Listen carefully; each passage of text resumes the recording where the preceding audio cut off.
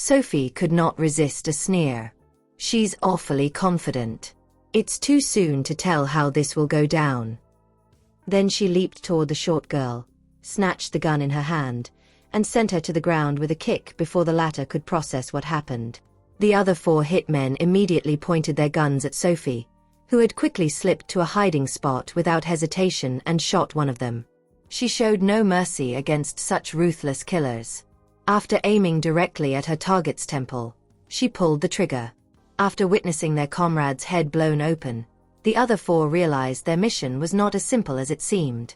"Watch out! She has Jada's gun," the man in the lead warned the others. Jada quickly huddled up beside the other 3. She gasped at the sight of John, who had died of a bullet in his head without having seen it coming. "That was careless of us." Initially assuming the mission would be simple, they were unnerved by how things had turned out. The 4 quickly found a place to hide.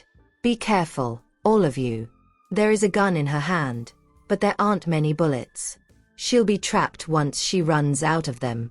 Jada had never expected her gun to be snatched out of her hands. Although she felt especially resentful at that moment, there was nothing she could do to alleviate the situation. "I'm sorry, guys. What was once a simple mission had turned out to be this difficult. It's no use crying over spilled milk. Eyes open, everyone. We are elite assassins. Our opponent, on the other hand, is an injured Sophie. We have the upper hand." Sophie glanced at the chamber and, upon seeing 7 bullets inside, smiled devilishly. 7 bullets. That should suffice. With her leg almost as good as new, her movements were no longer constrained. "Get out there and lure her out, Jada. Killing someone is something that has to be done quickly. Who knows what's going to happen if it drags on?" Jada nodded before running out from her hiding spot. Despite the daring maneuver, Sophie did not budge. "I'm not a fool. They're baiting me. I'll be covered in bullet holes the moment I show myself." "Is that all you got? Why won't you dare show yourself?" Jada called when her quarry did not take the bait. "Fool," Sophie scoffed. After she took a quick glance around, the smile on her face widened. She walked around to the other side. Following the sound of a gunshot to the skull, Jada was the next one to fall. She had not taken cover in time because she had thought she could avoid it. It was a testament to how unprepared they were. We should have seen that coming. How were we still taken unawares? Jada died, not having understood how. The other 3 widened their eyes in fear. How is it possible for the 2 of us to have fallen less than 10 minutes apart? Least of all Jada and John, who were formidable fighters. Now, 2 of us are dead for a mere 500 million, 1 shot to the head at that. Our reputation will be ruined if word gets out. What do we do now? The other 3 whispered, huddled together in discussion. God damn it, this woman is a sharpshooter, the man in the lead spat, scowling. Having overestimated the simplicity of the mission, they did not expect it to turn out that badly. Surround her from 3 sides. Don't give her any chance, or we'll be at risk. It was the element of surprise that aided Sophie to take out 2 of their own. Tristan arrived at that moment. As soon as the car rolled to a halt, he detected the stench of blood in the air. Tristan was no stranger to the smell of blood. His countenance grew grim when he thought of the possibility of Sophie being in trouble. He alighted from the vehicle and immediately called Sophie. One of the assassins was drawing close when she glanced at the screen. "I can't pick up right now." Sophie surveyed her surroundings. As she could not fight in close quarters, a gun remained her best option. However, her opponents changed their tactics upon learning of her prodigious skill with firearms. At the sight of all 3 drawing closer, Sophie bit her lip. "I only managed to shoot 2 of them in the head by catching them off guard. They'll be much more cautious now, and it'll be harder to shoot them in the head." Without a sound, Sophie slipped into the building next door as there were more hiding places there. Upon entering, she sent Tristan her location. "He must already know there are people trying to kill me." Sophie did not elaborate after sending her location. Instead, She hacked the system in the building with her phone and obtained its blueprints. By that point, the 3 assassins had arrived. Get the blueprints of the building. We can only locate her by learning the design of the building. I'm already on it. Having already lost 2 of our comrades, we are going to get this 500 million. It won't be worth it otherwise. Sophie found a good place to hide and waited there. Tristan arrived soon after. Aware that they were dealing with professional killers, he whipped out his gun. Why are people so fearless of death to challenge me repeatedly? Suddenly, the hitmen appeared. Sophie knew she could not hide forever, so she aimed at one of their heads. This time, her opponent dodged the fatal shot via what seemed like a premonitory sense. The bullet only grazed his arm. Damn! Over there. I'll have her begging for a quick death when I catch her. This shit hurts. Despite bleeding profusely, the man who was shot kept coming. Sophie cursed. He really is a professional hitman for his tenacity. Then, they slipped to another spot and attached their silencers. At that moment, none of them knew where their opponent was. Everything depended on their other senses. Tristan joined the fray. The 3 hitmen did not expect the addition of another skilled assassin. In complete ignorance, one of the hitmen was taken care of by Tristan with a bullet through his skull. Upon discovering the death of yet another one of their comrades, the other 2 hitmen began to shiver. How is that possible? What do we do? The 500 million doesn't seem easy anymore. We're 3 men down. Our opponent, on the other hand, did not even suffer a scratch. The difference in our skills is vast. What do you think we should do? They're not going to let this slide even if we surrender. Tristan successfully located Sophie. Upon seeing that she was unscathed, he heaved a huge sigh of relief. How are you? Are you hurt? Tristan asked with concern. Sophie shook her head. Don't worry.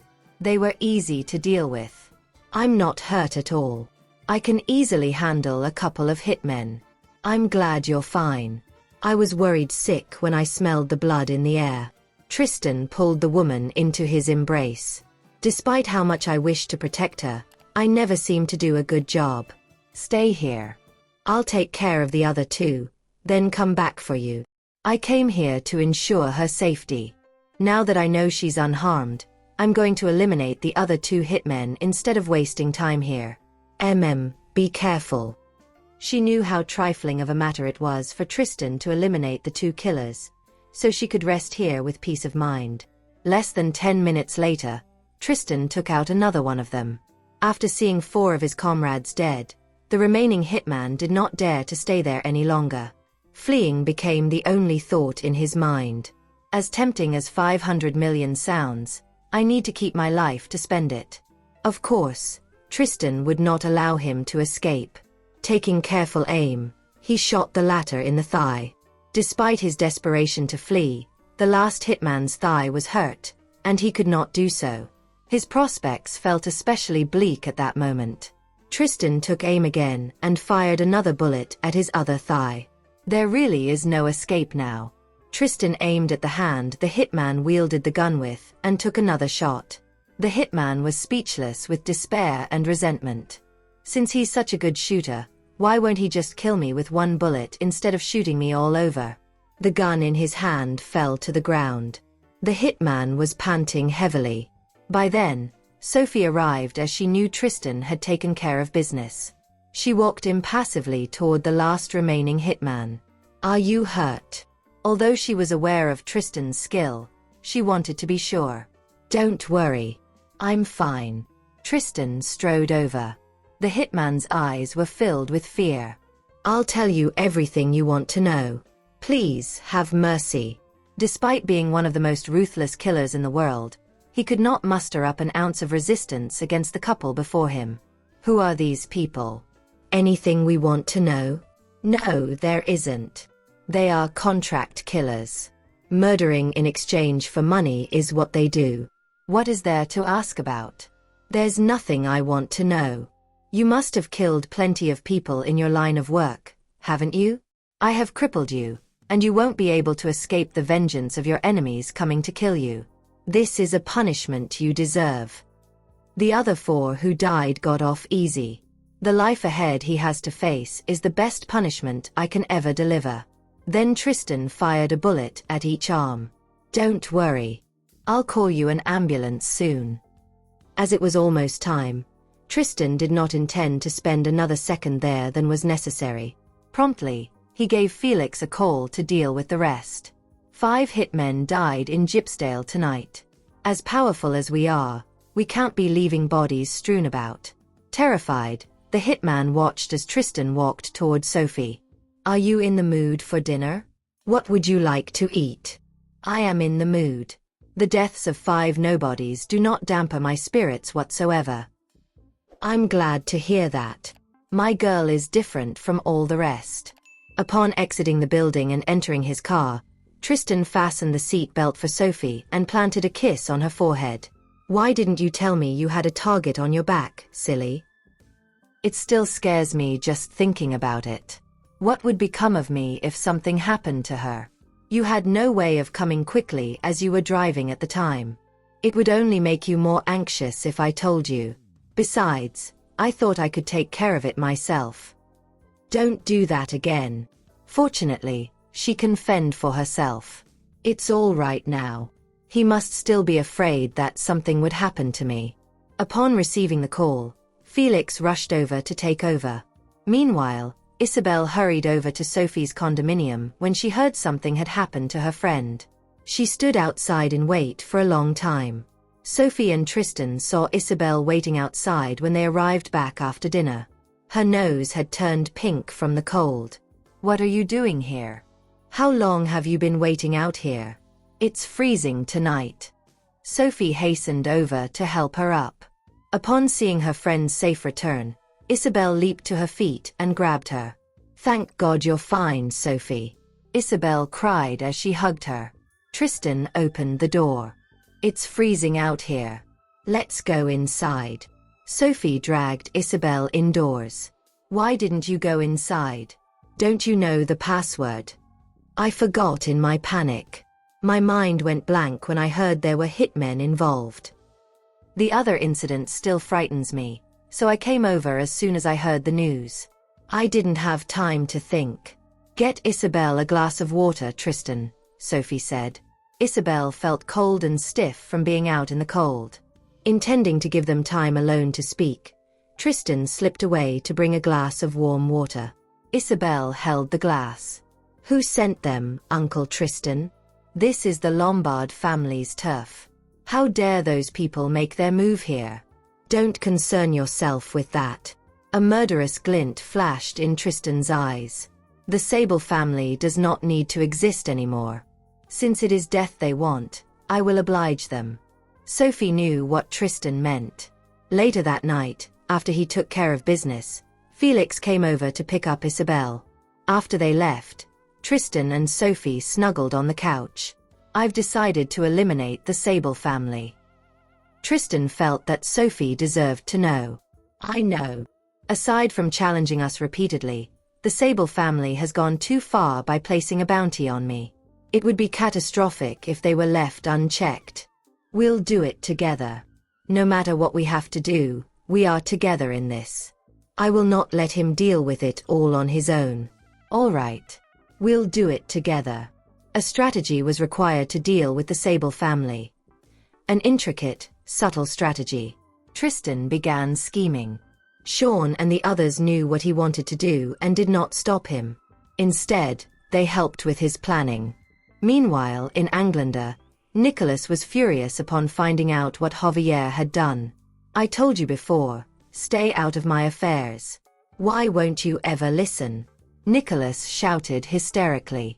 "I have lay low this whole time." Javier did not expect him to find out about that. Even worse, he had hired 5 of the best hitmen in the world, none of whom were left alive. "I told you, Nicholas, I won't let Alex die in vain. Alex is family. His death shall not go unavenged." Nicholas' face was scrunched up. "Then don't blame me for what I'm about to do. I'm just trying to protect the woman I love." I can't stop loving her just because Alex is dead. Wake up, Nicholas. How many times do I have to tell you she doesn't love you back? She will be the death of you if you keep going down this path. I can't believe Sophie survived this. Even if I were to die by her hand, it's my business. Do you think yourself noble? You still don't know, do you? She's getting married to Tristan. Surely he'll give up after this. No, she won't. She'll only marry me. Nobody else can marry her. The wedding hasn't taken place yet, anyway. I will not allow that to happen. Javier frowned.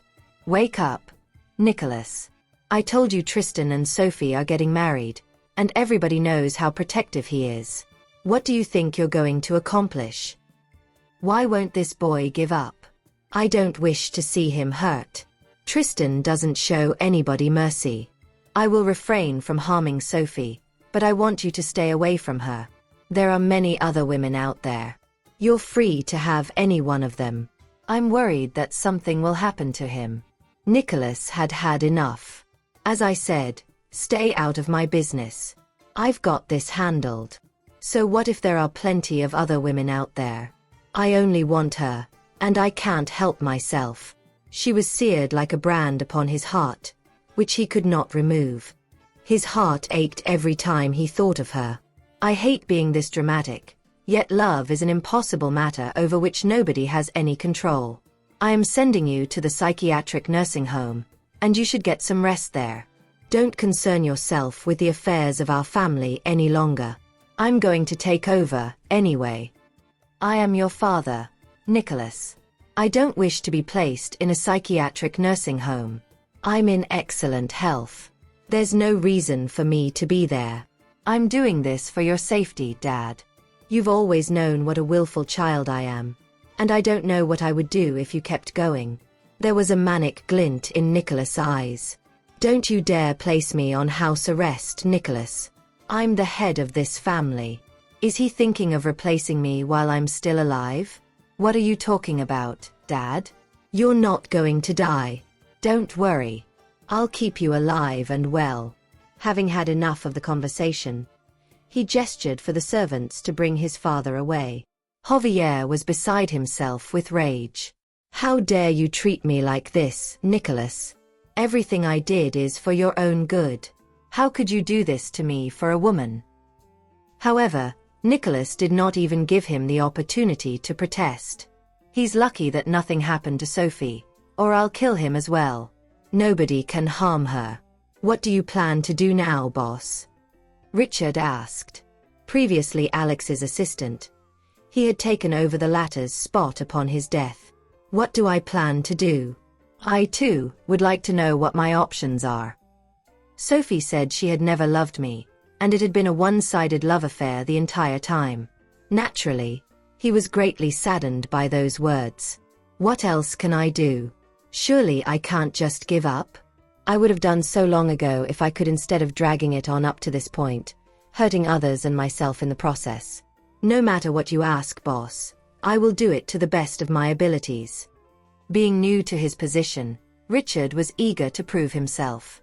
All right. Leave me for now. I need to think about it carefully. She's about to get married, isn't she? Only I can be Sophie's groom, no one else. I cannot accept another in my place. I will have you return to me of your own free will, Sophie. No price is too high for this endeavor. Upon finding out about Tristan and Sophie's wedding, William summoned his son, who waited quietly instead of commenting on the old man's palpable discomfort. Why, you little... William was livid. Ah, forget it. I'm not going to hold you against it. You've been this way since you were a boy, anyway. Bring Sophie home one day and make an appointment to discuss the wedding with her parents. They will be going through with the wedding whether or not I give them my blessing. He's still my son. How can I stand idly by when he's getting married? Despite the Lombard family's reputation in Gypsdale, they placed great emphasis on etiquette. Don't concern yourself with the wedding, Dad. I will make all the arrangements. Dad is getting old. He shouldn't have to worry about me. Besides, it was his wedding, which he hoped to have a hand in its preparation and preside over its decisions. What do you mean by that? You still have to let me meet Sophie. Isn't that something you should do now that you're officially getting married? All right, I will. Tristan was being difficult on purpose in response to his father's awkwardness, against which the latter could do nothing. That night, Tristan picked Sophie up. William had also called Lincoln to return. Sarah and Isabel were also there. The family had not gotten together in a long time. Have you made your peace with it, Dad? Lincoln asked over a game of chess with William. Judging by his carefree demeanor, he must have gotten over it. What can I do otherwise? I'm not getting any younger, and all of you are learning to defy me. Who among you would still heed my words? Dad, what are you talking about? Don't I always listen to you? Lincoln was no longer a child. Naturally, he knew what his father meant. Humph, you've been so busy that you've only come home a few times this week. How is Isabel doing? Have you cared for her? Even if they all show little to no worry about their children, there's nothing I can do about it. Dad, it's not that I don't wish to take care of matters. As you know, Isabel has her own ideas. When I see how happy she is in the entertainment industry after previously refusing to let her join the industry, I find it worth it. As Isabel was his only daughter, he greatly wished for her happiness. Have you no intention of controlling her love life? I see that she's quite close with the Northley family's son. Felix is a good man, but he's a bit too old for her. William wasn't too pleased with that, as he thought that Isabel should be with someone who was of a similar age to her. Since Felix was much older than her, William wasn't satisfied with their relationship. Dad, let's leave it to Isabel to decide. They'll be fine as long as she likes him, Lincoln murmured. Isabel's relationship isn't something we should meddle in. Each and every one of you is just... Ugh! You show such little care for your daughter, William retorted. Isabel is still young. What does she know? Isabel felt her heart skip a beat when she heard William's words. She immediately went to her room to call Felix. Felix. Grandpa thinks you're too old for me. Felix was befuddled. I'm only 30 years old. Does that make me seem like an old man to old Mr. Lombard? Isabel, do you think that I'm old too? Felix tried to convince himself that he was fine as long as Isabel didn't mind. Grinning evilly, Isabel replied, after hearing Grandpa mention it, I guess I do think that you're pretty old. Isabel. Listen. I belong to you for the rest of your life. Don't even think about tossing me aside with such a superfluous reason. It's a good thing Isabel isn't in front of me right now, or I'd be tempted to spank her bottom.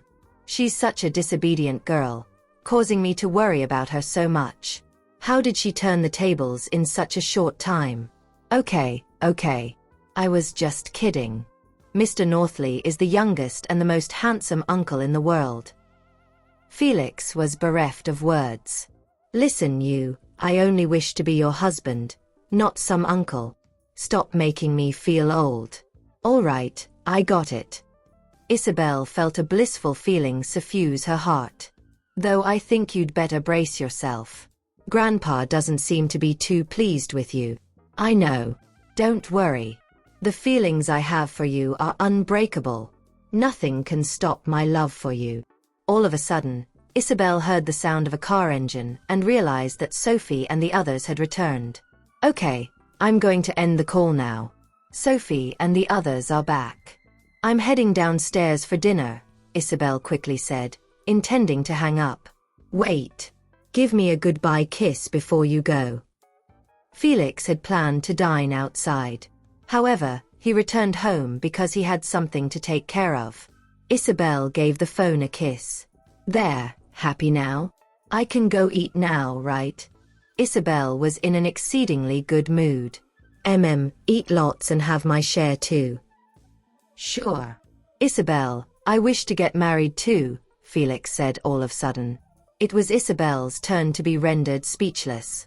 Felix, let's discuss this some other time. You know that my career is on the rise at the moment. Now is not the time to get married. Yes, I know. I just wanted you to know that you're the only person I want to marry and no one else."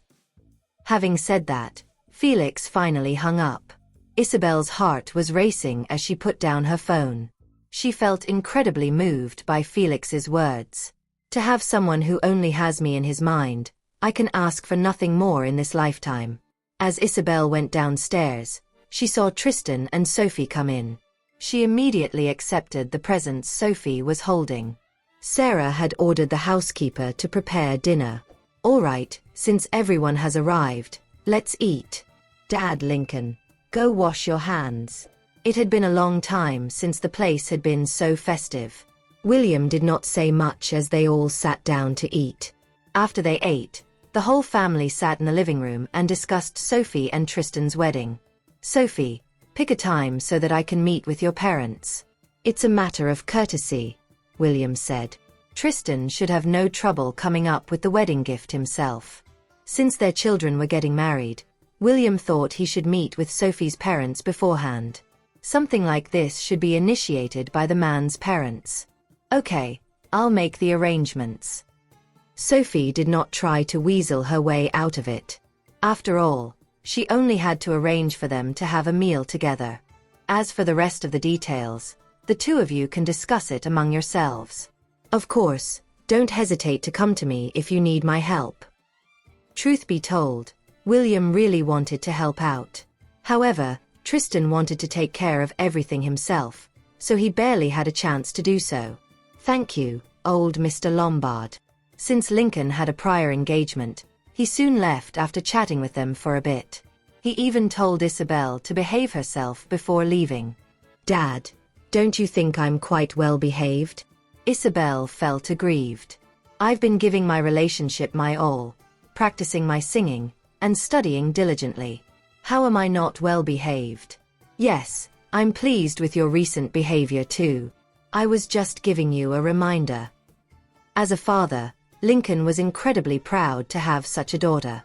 Afterward, William and Tristan left for the study to discuss an important matter. Only Sophie, Isabel, and Sarah remained in the living room. "Hey, Sophie. How should I address you after you marry Uncle Tristan?" After Sophie married Tristan, she would immediately have seniority over Isabel. "Well, I don't really care about such formalities." Sophie wasn't one to quibble over such matters. "No can do. Uncle Tristan won't be pleased if he finds out." Isabel still feared her uncle. "Don't worry about it. I've got your back. You don't have to walk on eggshells around Tristan." Isabel hugged Sophie happily upon hearing that. She asked, "Sophie, are you really getting married? It feels so unreal." It was a peculiar feeling. "What's so strange about it? People get married eventually. But it isn't easy to marry someone you truly love. You have to be happy, Sophie." Sarah smiled. "Oh, Sarah, I'm sure you'll meet someone you truly love too." Sarah chose to remain silent. "Will I fall in love with someone? I've never been in a proper relationship before, and the only time I had feelings for someone was an unrequited crush. Honestly, when I think about it, I feel like such a failure." She suddenly thought of Juan and felt flustered. "I have no idea what's on his mind. Is it possible that he's in love with me? Sarah, what's the matter? Is Yvette giving you trouble?" Yvette's existence has become insignificant. She must be holding a grudge against Sarah. "Don't worry about Yvette. I can handle her." Obviously, Yvette isn't too happy about the current situation.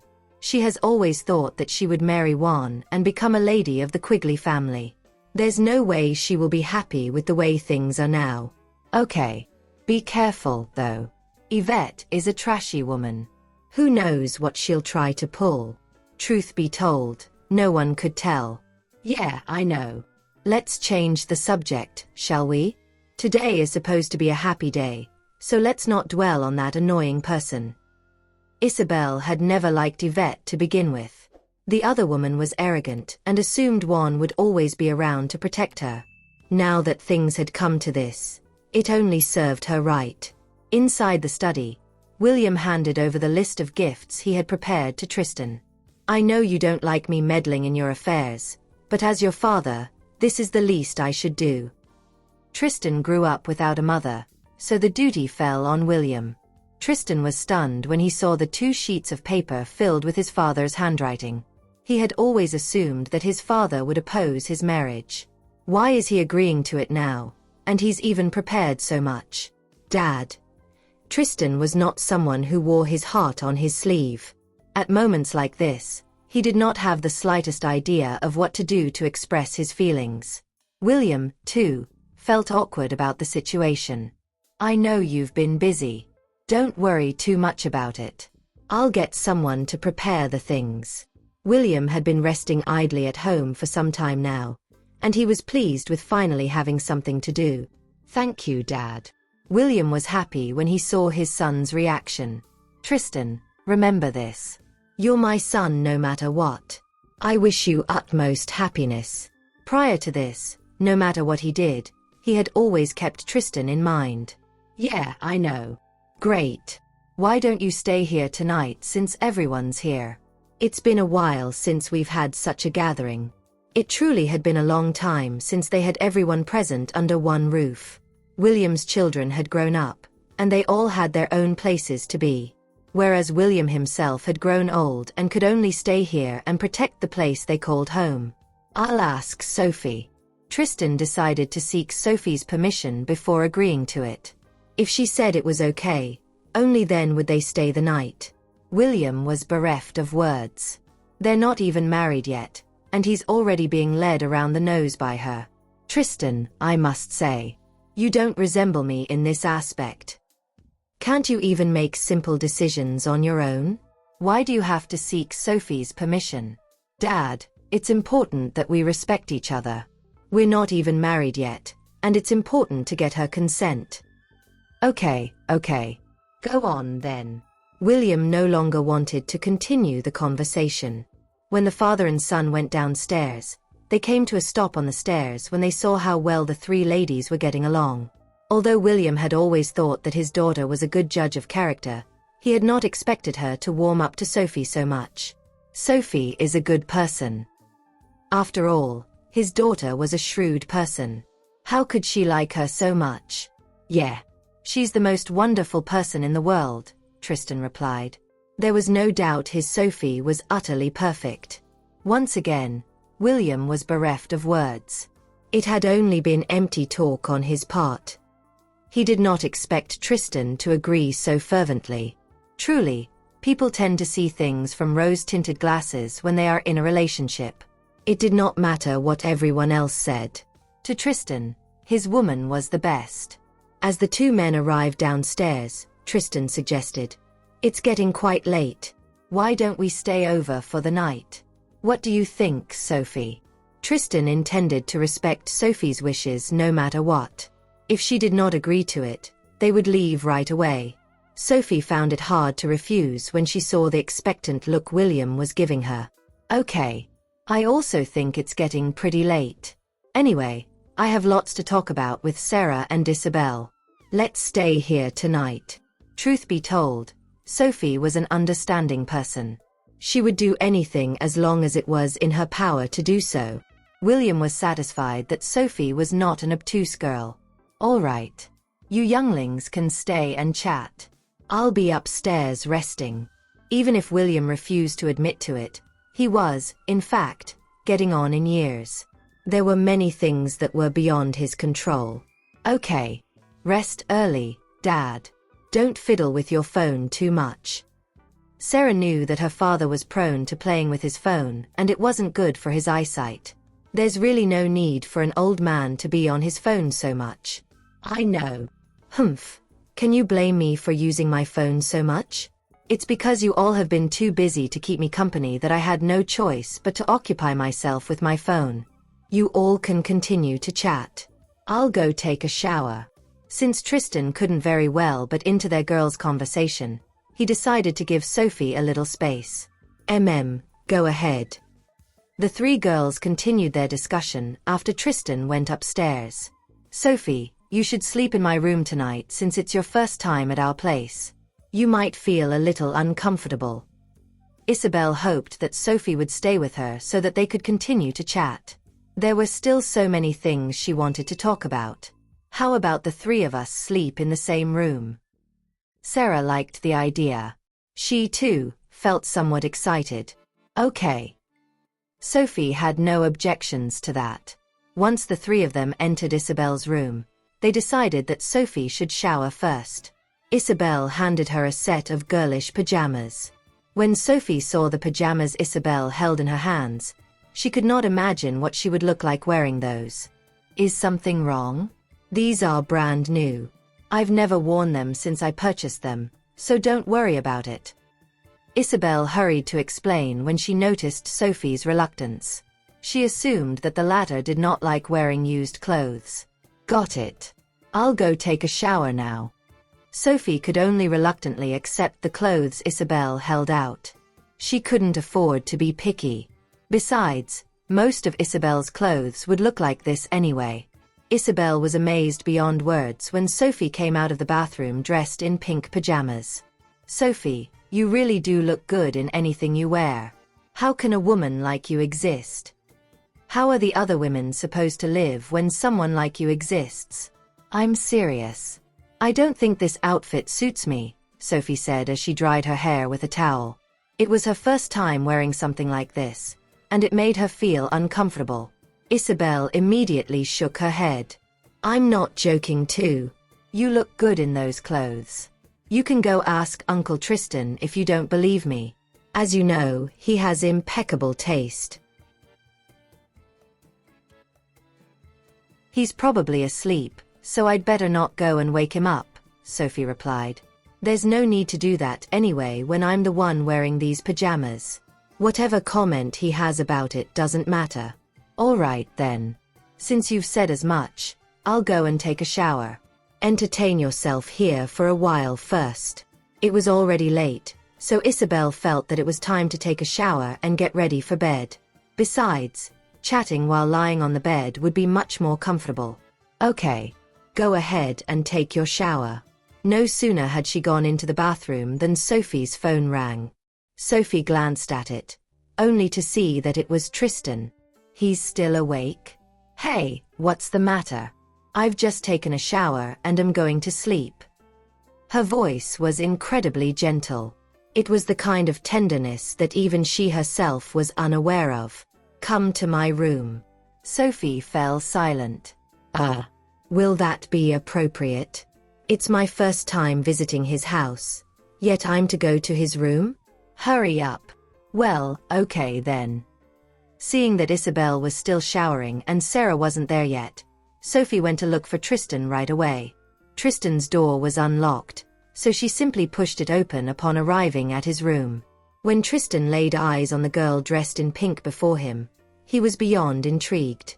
At a single glance, he could tell that it was Isabel's style of dressing. Anyhow, it makes sense. I'd only planned to come back for dinner today, but we ended up spending the night here.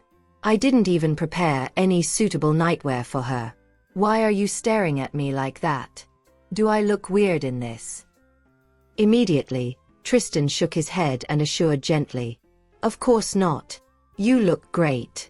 People with good looks inherently have such an advantage. No matter what they wear, they look amazing without a hint of incongruity. Really? I was worried it'd be too strange for me to wear such a color. Regardless of whether the man was being truthful, Sophie was still over the moon to hear that right then. Yes, really. You're always stunning no matter what you wear. That can't be helped since you've got a terrific figure. Sophie felt embarrassed at his high praise. You're biased because you're my boyfriend. Am I really that beautiful? Why don't I think so myself? You're drop-dead gorgeous. In my eyes, tens of thousands of beauties can't compare to you alone.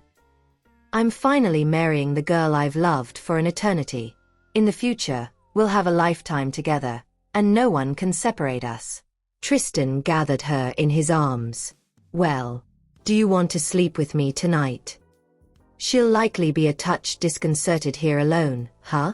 I've already promised Sarah and Isabel to sleep with them tonight. How can I possibly sleep with him when it's my first visit to his house? All right, then. I know the three of you have lots to talk about, but remember not to stay up too late. Rest earlier. Sophie had tons of work to do at the medical association recently and had been as busy as a bee. Tristan felt that she should take a good rest when she had the time to do so. Subsequently, Sophie noticed that his laptop was still turned on. Okay, I will. But you're still working at this hour? Is there a problem with Lombard Group? Otherwise, there's probably no need for him to be still working when it's so late. Don't worry. There's no problem. I was just waiting for you, so I took a look at my documents. There was a rather profitable project lately, and Lombard Group was one of those interested in it. I see. I'll be leaving, then. Isabel is likely done with her shower. Just stay for a while longer. They've already talked for the entire night. Have they not had their fill yet? Okay. At her docile look, Tristan snapped. Leaning down, he kissed her on the lips. What should I do? I don't feel like letting you go and keep them company anymore. She's my wife.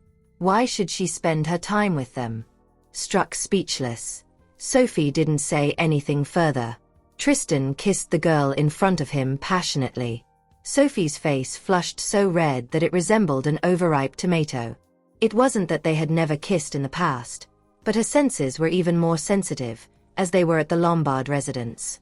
Meanwhile, Sarah saw no signs of Sophie upon arriving at Isabel's room.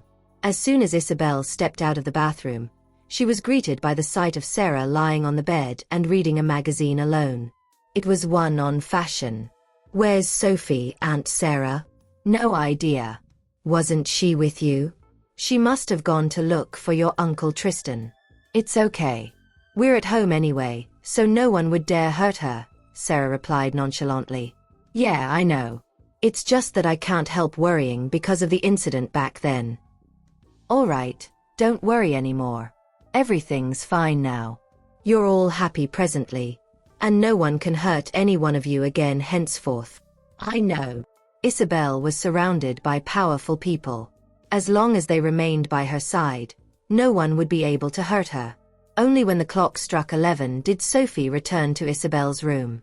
At the sight of her red and swollen lips, Isabel instantly knew what she had been doing earlier. Uncle Tristan picked on you? Judging from her current look, that's absolutely a yes. Uncle Tristan is another one. He doesn't even know how to be gentle with her. On the surface, Sophie appeared to be as calm as ever. Nope, he did nothing of that sort. We're going to get married soon. Isn't it normal to kiss and all? How can it be considered as picking on me? A swoony grin broke out on Isabel's face. Sure enough, men undoubtedly turn into predators when they fall in love. Usually, he looks like a role model for asceticism, but he's totally unrestrained before you. Well, he's a man at the end of the day, so such behavior is par for the course. I can understand. Clocking the intense shade of red staining Sophie's face, Sarah smacked Isabel on the butt. Okay, cut it out. I didn't mean to mock you, Sophie. I just didn't expect Uncle Tristan to be such a person as well. He's just an ordinary person. His reaction is naturally the same as others. To Sophie, Tristan was nothing more than a regular man. Yes, exactly. Your Uncle Tristan is also an ordinary person. Isn't it normal for him to have such a reaction? Don't tell me you really think he's a supernatural being. I really thought that in the past because he could resolve anything flawlessly. As time passed, I had such an illusion. But fortunately, he later met Sophie. Sophie is the only one worthy of such a capable man. No. In this whole wide world, they're the most perfect match. When it came to that, Sarah was likewise in total agreement. If Tristan didn't meet Sophie, he certainly wouldn't be enjoying such bliss today. He has always been a person with no desires. It's only with Sophie that he has such a strong sense of possessiveness. Stop making fun of us. This is natural between men and women. Sophie found nothing different between her and Tristan compared to other couples. It went without saying that they also hoped they could be happy for the rest of their lives. "Ah, that's great. It makes me feel like getting married as well," Isabel lamented. "You feel like getting married as well? Who's the groom?" "Felix. Will you give me your blessings, Aunt Sarah? There's a generation gap between Felix and I. Grandpa will definitely object. What about you? Do you have an opinion about it?"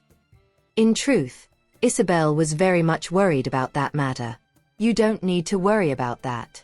With Felix here, he'll resolve everything. As for me, I naturally support you.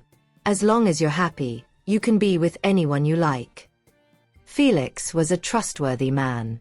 Sarah was truly happy for Isabel for having found such a man. At long last, a smile of relief bloomed on Isabel's face. "As expected, you're the best, Aunt Sarah. No matter what I do, you always support me. I love you." Sophie, Isabel, and Sarah lay on the bed and chatted for a long time. Only when it was past midnight did they go to sleep. When William woke up the following morning and spotted Sophie coming out from Isabel's room, his brows knitted together. "I urged them to stay the night here to create an opportunity for them. Why didn't they cherish it?" The instant he was alone with Tristan, he couldn't help asking, "What's wrong with you, Tristan? Aren't you and Sophie going to get married soon? In that case, you two can naturally sleep together. I want to have a grandchild soon." He was only so enthusiastic about the couple's matters because he hoped that they would have a child earlier to keep him company. "Ah, I'm reminded of how fun Isabel was to play with when she was young. Now, they're all grown up and have their own careers. No one can stay at home to keep me company anymore. If Tristan and Sophie were to give me a grandchild, I could take care of the baby at home with peace of mind. Isn't that great?" Tristan was dumbstruck, words eluding him. Good Lord. Why is he becoming increasingly out of control?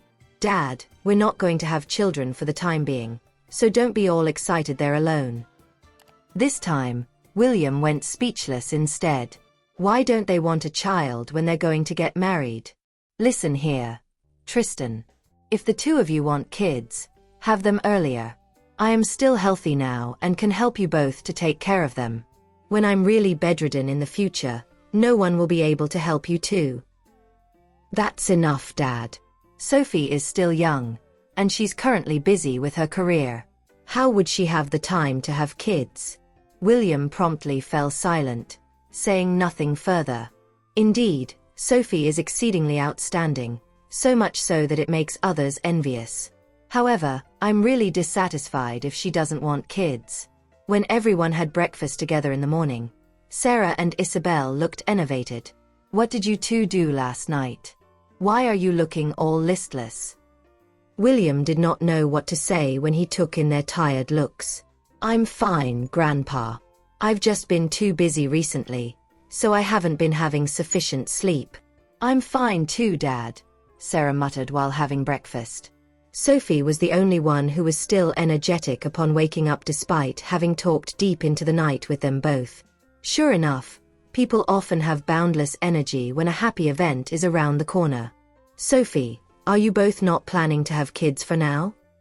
William had restrained himself for a long time, but in the end, he snapped and put that question to Sophie directly.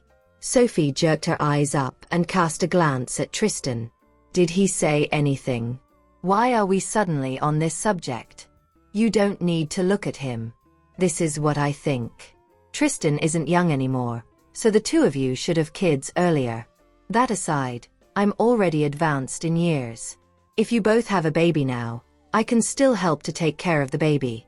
But if you're any later, I'm afraid I might not be capable of helping at that time." Those were his true feelings. "That's a matter between us, Dad. You don't need to meddle in this. No father-in-law asks their daughter-in-law such a question. How awkward. All right, you all continue eating. I'm going out to exercise." Conversely, William didn't find anything improper about it. Tristan simply adores her too much, so he's always thinking from her perspective in every matter. I'm his father, so I hope my son will have a child soon. Besides, Their relationship will be even more stable after they have a baby, no? Young people nowadays are too casual about marriage and divorce. Considering how much he loves her, he's the one who'll be grieving if their marriage really reaches such a stage one day. Isn't that so? That's why I wish they'll have a child earlier. Sarah and Isabel stared at the man's retreating back before exchanging a glance. What's going on here? Why did this issue come up all of a sudden? Don't take that to heart, Sophie. We have the final say on whether we want to have a child. Others can't make the decision for us. In response, Sophie nodded. It was indeed a tad embarrassing for her, but it wasn't too bad since the matter wasn't something shameful. Do you not want a child yet, Sophie? Oh yes, you're only 20 years old. You're just a little younger than me. Even I don't want a kid. We're still kids ourselves. How would we know how to take care of a child? It's best to table this for the future. Truthfully speaking, I only plan to have a child at 28 years old. Since getting together with Felix, Isabel had also planned out her life. Sophie shifted her gaze to Tristan. She knew that he would side with her regardless of her decision. Such a thing hinges on destiny. Fate determines when we conceive and have kids. That was all she could say. Sarah patted her on the hand. All right, don't worry. He was merely saying that and will forget about it in no time. Thanks. Truth be told, the pressure on Sophie was still immense. Why did the subject progress to having a child when we had just spoken of getting married? On the drive home, Tristan wrapped a hand around her long and slender fingers while keeping a hand on the steering wheel when he noticed her spacing out. What's the matter? What are you thinking about? Are you still bothered about the issue of having kids? Tristan asked bluntly. Yeah, I'm thinking about that. Old Mr. Lombard hopes that we'll have a child soon, but I think it's still too early for that. Yeah, I agree. We're only planning to get married now and haven't yet enjoyed our time alone. How can we possibly have a child at this time? People say that couples can't be intimate during pregnancy. I object to a child. Sophie was wholly dumbfounded. Good Lord. That's what he's concerned about? Tristan. What's wrong with that? Don't you know that I've always wanted you? I've already kept myself in check for a long time. When we've gotten married, I'll definitely make up for all those lost times. For that reason, he wasn't keen on having a child either. How could he utter such words with a straight face? This is downright unbelievable. Sophie's face flushed bright red. Seeing that, Tristan pulled over by the roadside. What's the matter? Do you doubt my stamina? At the mere thought of being free to do anything he pleased after getting married, he couldn't help growing excited. Hold on. Are all men so excited at the mention of this topic? Is there a need to stop the car at a place like this? I think it's getting late. We should head back now. Sophie didn't want to dwell further on that matter. She was relatively shy, so she felt self-conscious if they continued discussing that. Tristan unbuckled his seatbelt, leaned forward, and kissed her lips. What should I do? This uncontrollable feeling within me is intensifying. After a long and passionate kiss, Tristan uttered confidently, Sophie, we'll definitely be happy. That's right. We'll certainly be happy because we love each other. Okay. I trust you. Both of them had decided to get married, so they would have to bear the responsibilities together regardless of what happened instead of blaming others. Because of you, I genuinely hope there's a next life. I can't help but feel that spending just one life with you is insufficient. Yet, chances for a subsequent life were slim, so he yearned to cherish his current life better. Okay. She shared his sentiments. That's enough. Let's go back now. I know everything that you want to say. I know his intention, so stopping the car to engage in a conversation is unnecessary. However, I think he stopped the car because of the kiss. Okay. Tristan restarted the engine. Sophie had to go to the medical association that day, so it was about time for them to get moving too. Upon arriving at the medical association, she noticed Barney's pale face and figured he might be feeling under the weather. What's the matter, Dr. Smith? Are you feeling ill? You should rest at home if that's the case. Why did you come here? You're familiar with his personality. Now that there are so many things to deal with at the medical association, how is he willing to rest? Arius had persuaded Barney earlier in the morning, but the latter had refused to heed his advice. But you don't have to worry. He should be fine. He's a doctor, after all. He should know what he's doing. Okay. Sophie was still worried even after listening to Arius' speech, so she went to meet with Barney. Dr. Smith, are you facing any difficulty? If there's any problem you cannot resolve on your own, you can discuss it with us. Perhaps if we put our heads together, we can develop a better solution. Enduring all the pressure alone would be truly exhausting. Besides, we're a team now, so we should converse about any issues we face to sort them out together. Barney couldn't help but chuckle after taking in Sophie's demeanor. Don't worry. I'm fine. I'm just feeling a little uncomfortable. Perhaps I'm just a little tired from handling the mountainous tasks related to the medical association. He was young when he founded the International Medical Association, so he wasn't as worn out. As he was of advanced age now, it was normal for his body to fail to cope with that large amount of daily work. Okay. Is the International Medical Association still constantly troubling us? Although the International Medical Association was based in Englander while the Chilean Medical Association was located in China, the International Medical Association was relentless in making things difficult for Barney. Yes. They are still too cowardly to believe this and insist on thinking that I've betrayed them. Barney felt helpless about that. He had personally guided those people, but they were now ruthlessly impeding the development of the Chilean Medical Association. Sophie, I thought it'd be smooth sailing for you to join the International Medical Association, yet so many things happened. I'm afraid our future path will remain rocky. Barney was worried about her. After all, she was still a young girl and had never faced so many difficulties in her life. Dr. Smith, rest assured. There isn't a path in this world that is all sunshine and rainbows.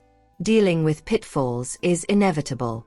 I braced myself when I decided to join the medical association, so you don't have to worry about me. I'm not a weak person. I'll steel myself to face whatever may come. Okay. Still, I can't help but feel that I've misled you. Dr. Smith, that shouldn't be a concern of yours. I'm doing this on my own accord, and my decision has nothing to do with you. Besides, those members of the International Medical Association can't do anything to me. All right. You're about to get married to Tristan, right? I'll prepare a gift of your preference for you by then. Barney, the medical genius, had always doted on Sophie. He didn't have any children of his own, so he had been treating her as though she was his own daughter. Okay, Dr. Smith. I'll look forward to receiving your gift. You should go back and rest for today. I'll cover your part. I'm honestly fine, and I don't need to rest. That's enough. Let's get to work. We don't have much time to spare. I know we're running out of time, but you should still go back and get some rest. I'll finish your part of the work for today. Sensing her persistence, Barney had no choice but to take off his white coat. I'll let you handle this matter using your discretion. If you're too tired, we can do this tomorrow, he said in resignation. All right. Don't worry. I'll ask Arius to send you back. Get plenty of rest when you're back home and don't overthink things, okay? Okay. Indeed, a girl is better at caring for others. Arius was astonished when he knew Barney had agreed to go back and take a break. Dr. Smith, you're too biased. You wouldn't listen to me when I told you to go back and rest in the morning, but you accepted Sophie's suggestion after she said a few words to you. That's enough. Since Dr. Smith is not feeling well, you should send him home and come back afterward. Fine. Let's go, Dr. Smith. Are you seeing this? Aren't you touched to be on the receiving end of your men's concern? Arius asked with a grin. Yes, I'm very moved. I can die without regrets even at this instant for having you two as my ments. I'm genuinely contented. What is that nonsense, Dr. Smith? We still have to create miracles for mankind together. Life is short. To be able to collaborate with like-minded people in doing something one is passionate about is in itself a great pleasure. Arius returned to the medical association after sending Barney home. Noticing Sophie doing Barney's work and taking in her serious demeanor, he assisted her from the side. The two were in sync and cooperated perfectly with one another. In the end, they merely required another 30 minutes to determine the final outcome. "I didn't expect you to be so efficient," Arius exclaimed. "I can't believe she's close to completing this task in under 40 minutes. We don't know the result yet, so it's still too early for you to flatter me with compliments." "I'm not trying to flatter you. I'm genuinely jealous. How are you so competent?" Even Arius wasn't confident he could finish that experiment in such a short period. Sophie ignored Arius. She was all too familiar with such compliments. "I know others sometimes can't understand me at all. Things seem to come easily to me, but not everyone understands my world. However, it seems that Tristan comprehends how I feel. If there's one person like that in the world, that's enough for me. What's with that look of tenderness on your face? Who are you thinking of?" Arius asked, feeling annoyed when he saw her expression. "I'm well aware that she wants to marry Tristan. I don't know what he did to deserve a woman like her, but she's absolutely devoted to him. If I'm being honest, a love like theirs really makes me so jealous." "Tristan," she replied frankly. "It's no surprise I'd be thinking about my fiancé, right? I knew it. You only seem to have that expression when you think of him. It's about time you get yourself a girlfriend. If you continue like this, I'm afraid you'll never experience this feeling in your lifetime." Arius promptly shook his head. "Love is a complicated thing. I don't have so much time and energy to spend with another woman." Sophie also shook her head. "Those are all just excuses. These concerns won't even come to mind if one meets a person one truly likes. Falling in love isn't something that can be controlled, and one won't even care about such things." The pair stayed in the laboratory the entire day. When it was lunchtime, they made do with ordering a takeaway, as they did not even have time to go out and eat. After having lunch, Sophie took a short nap at her desk. It was a brutal truth that many dreamed of being a part of the International Medical Association without realizing that the association's work was intense enough to drive the average person mad. That night, she and Arius invited the others to eat out together. They happened to bump into Winter, who was still the same as before. No matter where she went, she was accompanied by a posse of daughters from wealthy families. Neither of them brought up the events of the past year. It was as though Winter had never gotten sent away. The moment Winter saw Sophie, she balled her fists without realizing it. It was their first meeting after what had happened, and seeing how happy Sophie looked made Winter's heart clench painfully. What right does she have to be so happy? She doesn't deserve it. Arius guessed straight away from the way Winter kept staring at them that the latter had to be one of Tristan's crazy admirers, or someone jealous of Sophie's beauty. There are too many such people. "Do you need me to step in?" he asked nonchalantly while holding a bowl of soup. "That won't be necessary. She's nobody important. You don't need to bother." "All right then. Oh, by the way, has Tristan proposed?" "I'm telling you, you mustn't say yes so easily," he said, thinking that now was the time to show Tristan just how popular Sophie was. "There's no need for a proposal. You know I don't care about these little details," came Sophie's reply. "All that matters to me is that Tristan and I have a tacit understanding. We're both so busy and don't have time for such nonsense." Arius was rendered speechless. Finally, he said, "I genuinely doubt whether you're a woman. Other ladies dream of their boyfriends popping the question with romantic proposals, but you give a reply like that. Is that even something a woman would say?" "Well, I don't care about those formalities." All Arius wanted to do was sigh in exasperation at her response. "It may be troublesome, but don't you think it'll be a beautiful memory for you to look back on in the future?" Don't you want the two of you to be able to reminisce about everything that happened during this time when you're old and gray? We already have plenty of memories between us, she argued. Besides, I already know just how much Tristan cares about me. Ah, forget it. I've nothing to say to people like you, but Tristan probably doesn't think the same way as you, said Arius. Otherwise, with Sophie's character, she really might get married just like that and have no memories to cherish in the future. After a pause, he added, "Oh right. How's your leg? You encountered 5 assassins previously, didn't you? How did it feel?" "I think it has almost fully recovered. As long as I don't use the injured leg in a head-on attack or defense, there doesn't appear to be a problem." "That's great." After their meal, Sophie received a call from Yale. She hesitated briefly when she saw the number, but in the end, she answered her phone. "Sophie, it's me. You and Mr. Tristan are getting married, aren't you? You should come home so that we can discuss your dowry." If Sophie were to marry anyone else, Yale would not have bothered to give that matter any thought. However, things were different because the other party was Tristan. "No need for that. I'll handle my own affairs." She was about to hang up when Yale said, "Regardless of what happened in the past, we're still your parents. Are you really not going to come back to discuss something as big as your wedding with us?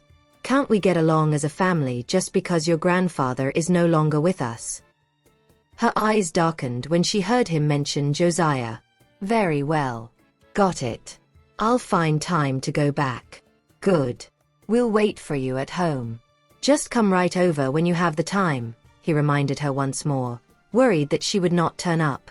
Yale could barely contain his excitement that he would soon become in-laws with the Lombard family. After all, it was the dream of many to marry into the Lombard family. Charmaine could not help sneering when she saw that, and her reaction elicited a frown from him.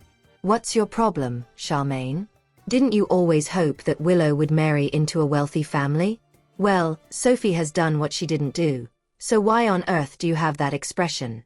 They're both your daughters. Isn't it enough that your dream has come true?" he asked. He could not understand why she was being so difficult. "Aren't you the least bit worried about Willow? How can you be so indifferent after not hearing from her for so long?" Charmaine demanded, wondering how such a father could exist. "What else can I do? You should know better than others, shouldn't you? I have no power or authority in Gypsdale now, so what right do I have to ask about her? All I hope for now is that Sophie will return Tanner Group to me after marrying Tristan. That'll be enough. I don't want anything else." Charmaine let out a snort of laughter. "You're delusional. Do you honestly think she'll return Tanner Group to you? Quit dreaming. She's the embodiment of a selfish person, so it's impossible that she'll give up something she has acquired. We won't know unless we give it a shot, right? Lombard Group doesn't lack funds, so there's no point for her to continue hoarding Tanner Group," Yale countered, confident that he had a high chance of succeeding. Meanwhile, Tristan had arrived to pick Sophie up. As soon as Winter saw him, she subconsciously rushed forward and blocked his path. Tristan furrowed his eyebrows when he saw Winter blocking his path. "Step away. Why is it always so much drama with her? Shouldn't she feel grateful that she's allowed back? What more does she want? I simply miss you, Mr. Tristan. Can't I even do that?" "I don't need you to miss me," said Tristan expressionlessly. "You should know why you're allowed to return, Winter. Once she figures out the reason, she'll understand that there are people she can't covet.